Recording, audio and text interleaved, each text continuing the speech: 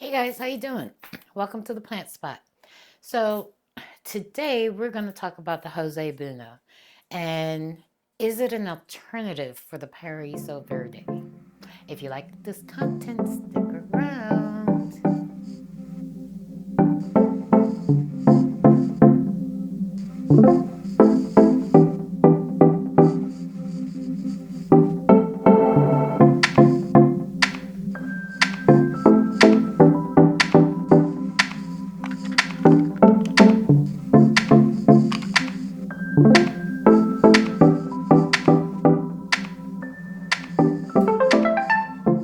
All right, guys, as mentioned, today I have two Paraiso Verde. No, that's not what I have. I have two Jose Bonos on my desk. What I wanted to talk about was an alternative to the Paraiso Verde.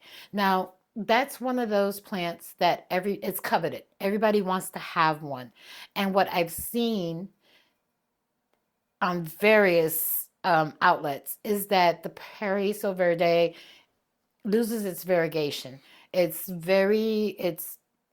difficult to keep that variegation because it requires certain conditions, light, heat, and humidity. Now, I do have a Paraiso. It lives upstairs in my office. And while it does have some variegation, it's not as pretty as the Jose Buono. Now, the reason I have two Jose Buonos up here that I wanted to talk about is that when you look for Jose Buono and you do your research on this plant, the one thing that they'll tell you is that this plant's variegation is stable. And I'm here to argue that. So I've bought these two plants from different companies at different times. This was the first one that I bought. And when I purchased her, she did have the variegated leaf. It was actually very beautiful. I think I have a picture of when I got her, and we'll put that down below if I find it. What I wanted to show you was, let me give you a little bit of history because I'm rambling here. When I purchased this plant, she was very variegated. My instinct was, as soon as I got her, I took her out of her pot and I put her on a moss pole. What did I do? Because it was one of the very first philodendrons that I got, I rotted her. So there were two plants in the pot. There was the baby one, which was mostly green, and there was the mother, I would assume the mother plant that was variegated. That's the one that I lost. I took the baby plant and I put it in a very small container and I put her inside of one of the cabinets. Once she started to establish herself, I put her on a moss pole. This is her. She never got her variegation back, and she lives in very good conditions and she gets good light.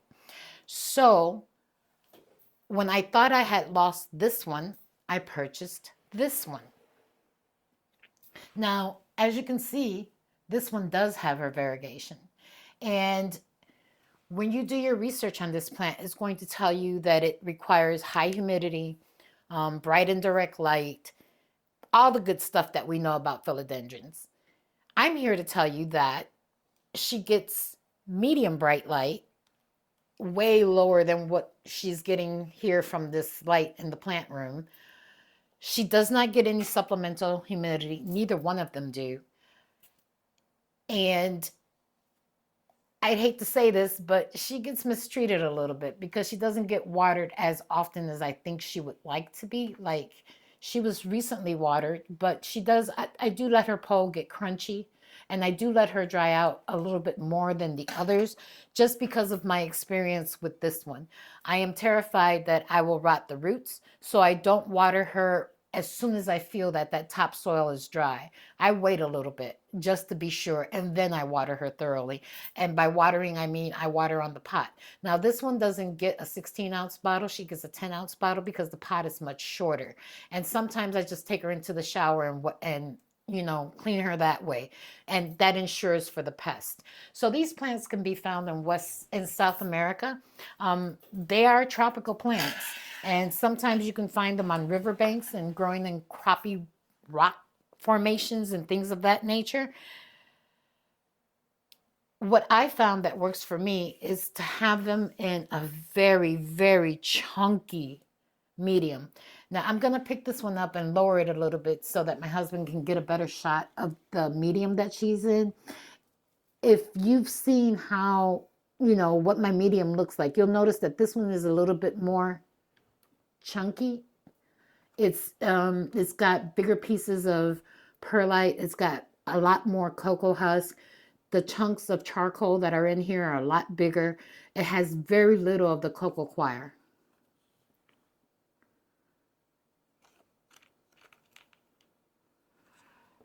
And I found that for me, that's the best. Dropping dirt everywhere is driving me insane. That's the best because I know for a fact that she's drying out a little quicker, and it just, my peace of mind as far as, root rot is a little bit eliminated. I don't worry as much about that.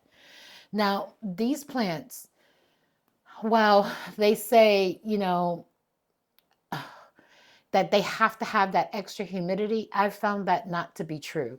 They can acclimate very well to just ambient humidity in your home. Like anything, when you first bring a plant home, be mindful of where you're going to put it and at least try to give it the conditions that it needs as far as light, soil, food, that type of thing, and just be patient with it. If I have anything to tell you about this plant that's like super important, what the heck is that on you? That's super important is just to be mindful of the waterings, because they will rot out on you, and that would be heartbreaking. Now, if I had to recommend this plant on a scale of 1 to 10, I'd say I give it, for a beginner, I give it a 7, simply because of the watering. Just need to be mindful of that. For ultimate, is that optimum growth?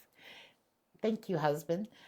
You want you want to give this plant something to climb on, whether it's a moss pole, a stick, a stake, it doesn't matter. But in order to achieve the big leaves, that they need that.